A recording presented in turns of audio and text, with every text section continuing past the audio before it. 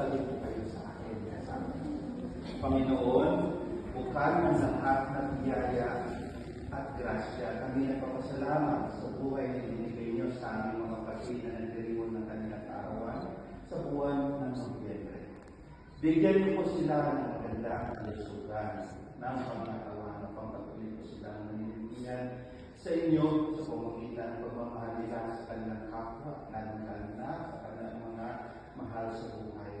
Gabayan ng agi ang kanilang mga isip at mga puso na sa kanilang pagkisalamuha sa tao, hindi lamang sa kanilang mahal sa buhay, pagkos sa mga kapwa paligid sa kanila, sila ay magkaroon ng puso mapag-unawa, pusong marunong mag-intindi sa mga pagkakaiba ng mga bagay-bagay na nakikita nila sa kanilang paligid.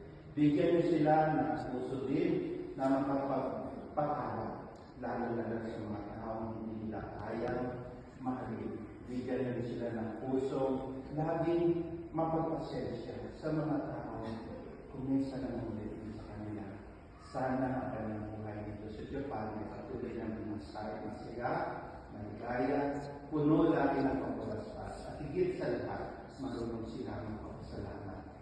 Hinihiling namin ito sa pangalan ni Kristo na aming Panginoon. Amen.